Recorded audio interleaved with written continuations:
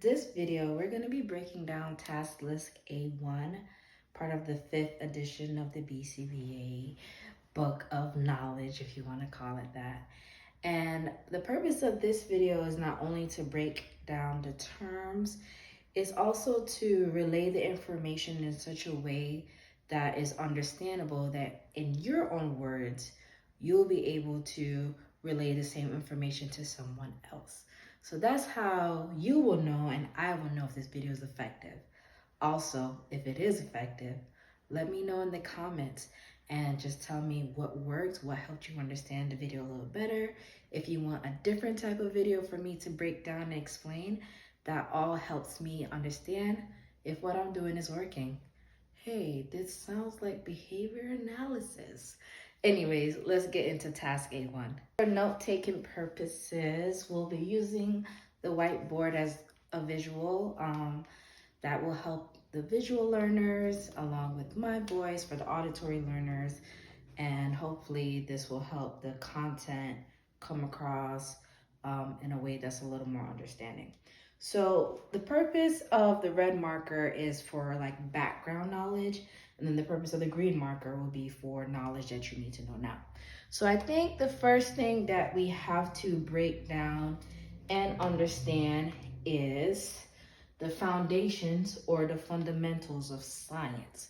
Because behavior analysis, let's say science is an umbrella, behavior analysis is just like a raindrop of science. It's like a part of it. So on this side, I'm going to have the word science because it's going to be important to understand how science correlates with ABA.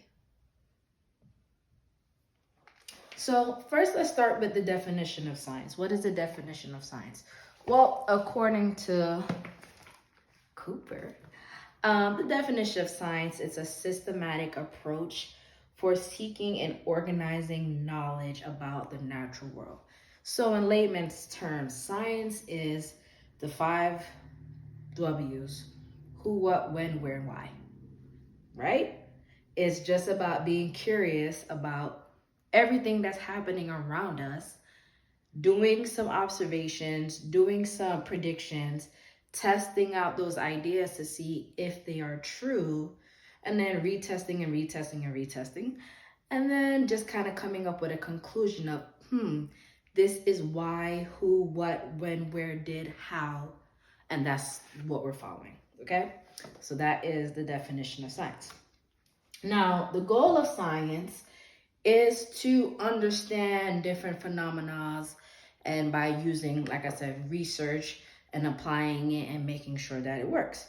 If we go to Cooper, how they phrase it is that the overall goal of science is to achieve a thorough understanding of the phenomena under study.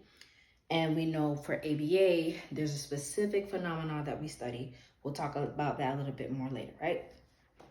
So the thing about science, and it applies to like all fields of science, including ABA, is to use the 3 levels of understanding. And the 3 levels of understanding for science is description, prediction, and control. I'm gonna write it on the board, and then we're gonna break down those 3 levels of understanding.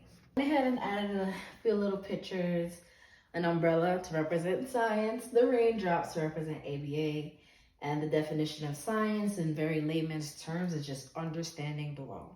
So the first level of understanding is description. What is description? You're just describing what you see.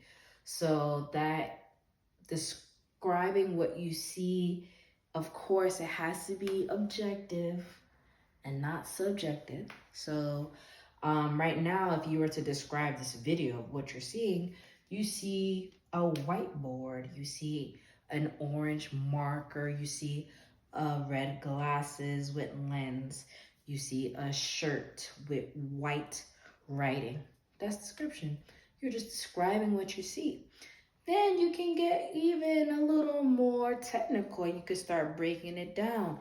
You see one whiteboard, you see one marker, you see however many letters are on the shirt, right? So now you're using some measurements, you're adding in some data, you're classifying it by numbers, quantity, size. So that's where like the math portion comes into science. But that's all it is. Description is just describing objectively what you see. What would not be an example of description is, well, it is an example, but not an accurate example of description, is being subjective. So what would subjective sound like? You see a board that you think was created back in 1908. You see this shirt that looks a little ugly, and then have stains, probably smelly. Like, that's subjective. You don't know that. You don't see that. What you really see, being objective. So that's what description is, describing what you see. Now let's move on to the second level of prediction. It is what you think it is. You are predicting, or you are guessing based off your descriptions, right? They do follow, it's like a chain. They do follow each other, right? So based off what you see, you are now guessing, you're questioning, you're predicting that, when I see this happen, I believe, based off my observations, that this is going to happen as a result. So let's break it down. Going back to the first example I gave of, you're describing what you see in this video, right?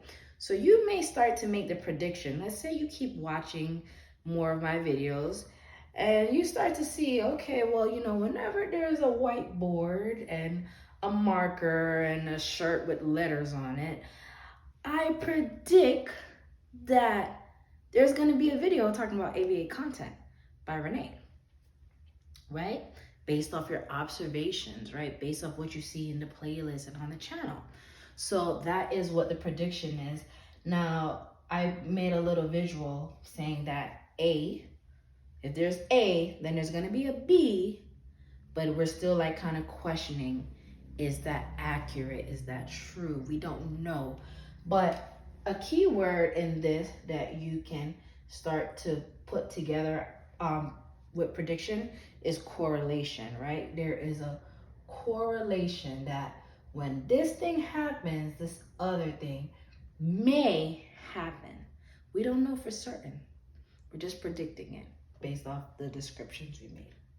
All right, so that's prediction. Nice, simple, easy, to the point, right? Now we're going to get into the third level of understanding, control. So the third level of understanding, and note that this is the highest level of understanding when it comes to science, is control. Here's why. Prediction is cool, right? Being able to have like that confidence, like, I feel like if A happens, then B's gonna happen. But if that is not tested over and over to really see if that's what happens every single time, then is it really true? That's the difference with control. Control shows that every time A happens, B comes right after, and it's tested over and over again.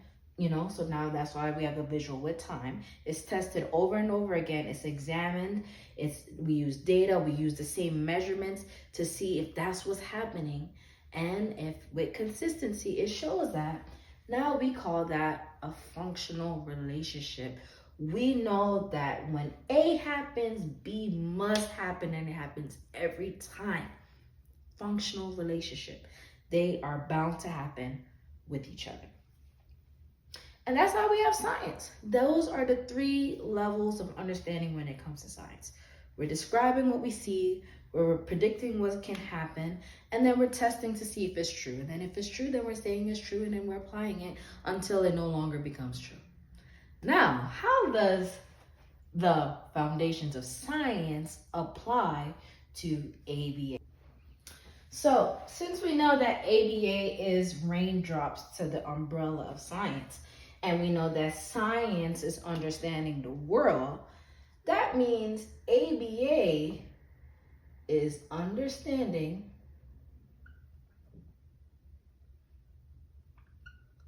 socially, important behaviors. And behaviors of what? People, animals, plants. It could be behaviors of anything. It's a natural science where you can be studying whatever the subject is, the phenomena of study is.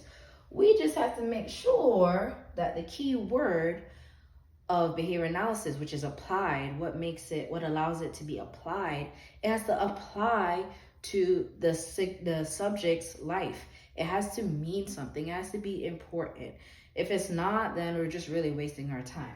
So keyword of ABA is that it's socially important, socially significant, things that matter we are studying when it comes to behavior. And for the purpose of this video, or for the rest of the examples, let's say that we're just studying humans and their behaviors and why they do the things they do. Okay, so what is description in ABA? What does that look like? Okay, let's give some examples. Description in ABA looks like collecting data, right? You're collecting data. What does the data look like? We could be looking at frequency. We can be looking at rate, right? We can be looking at duration, right? It could be words, but we know that the words have to be, of course, objective, right? But that's what description in ABA looks like. We're collecting the data, we're describing what we see, we're using indirect assessments, right? Caregiver surveys, right? And that's what we're doing in that. We're using teacher ratings. What do they see? How do they score? How do they rate this specific behavior? Okay. And now, once we do that first level of understanding when it comes to ABA, the second thing we're doing is, based off that data we collected, we're starting to make some predictions. Okay. So if, let's say, the frequency of a child's tantrum behavior is, let's say, 10 times, and we notice that the tantrum occurs whenever a demand is given to clean their room, right? We're starting to notice a correlation in that.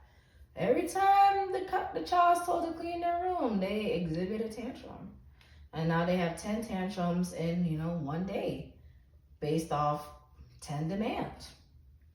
That is what prediction looks like in ABA. And that's where our other measurements of data comes in, where we can be using ABC data to kind of observe the antecedent, the behavior, possible consequence, possible function. What do we suspect? Why is that happening, right? And last but not least, just like in science, control being the highest level of understanding, in ABA, it's the same exact thing. It's our highest level of understanding of why this behavior is occurring, because after we tested out the demand versus the behavior, we tested it out, A, B, A, B, A, B, and then we're seeing what C is, right? What is the consequence? What is the consequence that's happening in that? We now determine that, hey, we know the function of a behavior, and we know the function of the behavior based off our prediction, which was based off our description, right? So for the purpose of this scenario, we're saying, okay, the function of the child's behavior is that, and the antecedent, whenever they're given a demand to clean their room, they tantrum. And going back to the 4 functions of behavior, what do we think happens? They're escaping. Actually, not even escape. It's an escape avoidance. Maybe they don't even begin to clean their room. They're already doing precursor behavior, right? So For this example, we can say it's an escape. If they started cleaning the room and then they start tantrum, if they don't even attempt to clean the room, they're just here to demand and they start crying, then that's avoidance, right?